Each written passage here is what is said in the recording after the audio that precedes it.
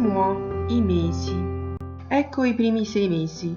Janvier, gennaio, février, febbraio, mars, marzo, avril, aprile, mai, maggio, juin, giugno.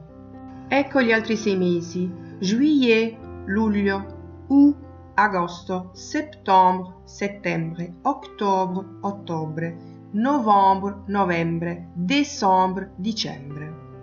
Frase con janvier, gennaio. Janvier, c'est le premier mois de l'année. Gennaio è il primo mese dell'anno. Desidererei far notare che anno in italiano è al maschile, mentre in francese è al femminile. Frase con février, febbraio. Février, c'est le mois du carnaval. Febbraio è il mese del carnevale.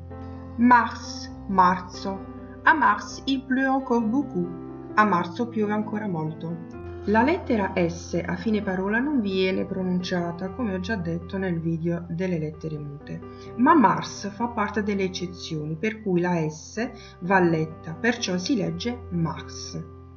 Per chi volesse approfondire il concetto di lettere mute, potrebbe cercarlo su YouTube in Impara il francese DPSTXZ, le lettere mute non si leggono, #25 Maria Rosa Pinto Arte Bruxelles.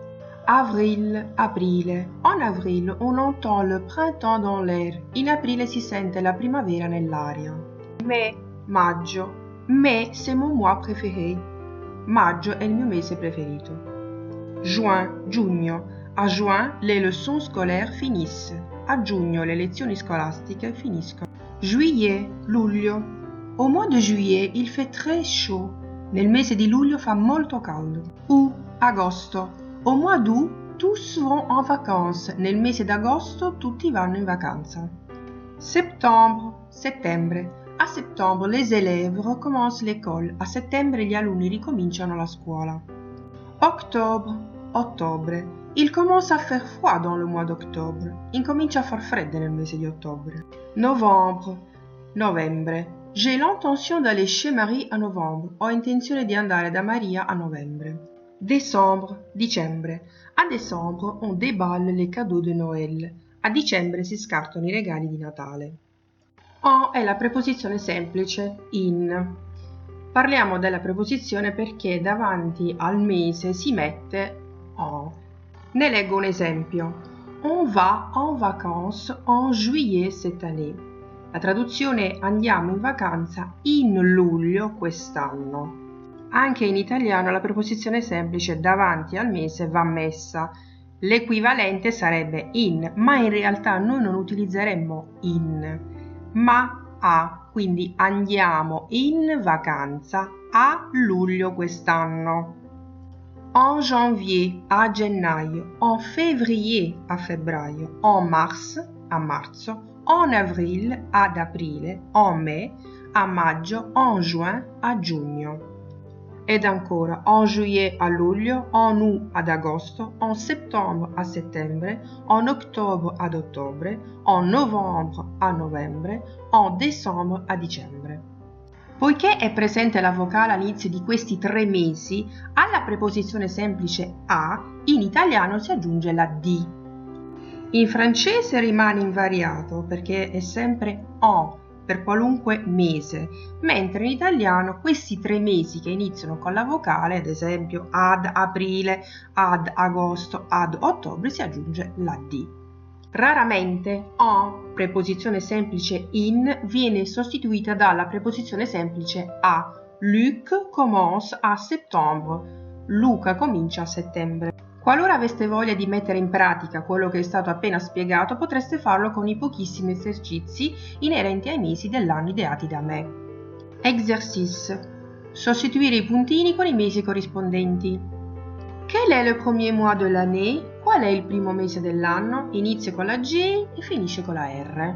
La risposta corretta è janvier. Quel est le mois que les leçons scolaires terminent? Qual è il mese che le lezioni scolastiche terminano? Inizia con la J e finisce con la N. La risposta è juin. Quel est le mois du carnaval? Qual è il mese del carnevale? Inizia con F e finisce con R. La risposta è février. En quel mois tous vont en vacances? In quale mese tutti vanno in vacanza? Inizia con la A e finisce con la T. La risposta è août. En quel mois il fait très chaud? In quale mese fa molto caldo? Inizia con la J e finisce con la T. La risposta è juillet. Costruiamo una frase con questi elementi. Elementi. Elemento A. On est en octobre. Elemento B. Luc déménage en mai. Elemento C. On se retrouve en janvier. La traduzione è siamo in ottobre, Luca trasloca a maggio o in maggio, ci ritroviamo a gennaio o in gennaio. En quel mois nous sommes? In che mese siamo? La risposta è A. On, puntini puntini, siamo in ottobre. La risposta è A. On est en octobre. Quand Luc déménage? Quando Luca trasloca? Elemento B. Luc, puntini puntini. Luca trasloca a maggio. L'elemento B completo è Luc déménage en mai. Quand on se retrouve? Quando ci ritroviamo? Elemento C. On, puntini puntini, ci ritroviamo a gennaio. La risposta dell'elemento C è on se retrouve en janvier. Esercizio con la preposizione semplice en. Pardon, quel mois sommes-nous? Scusate, in che mese siamo? Nous sommes, puntini puntini, siamo in ottobre. La risposta è nous sommes en octobre.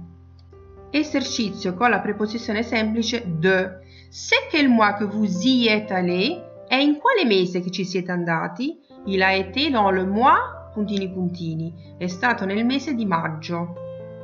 La risposta con la preposizione semplice de è il a été dans le mois de mai. La preposizione semplice posta davanti al mese mai in italiano è di maggio. Spero che questi esercizi siano stati facili, intuitivi e soprattutto utili. Merci, alla prochaine. Grazie, alla prossima.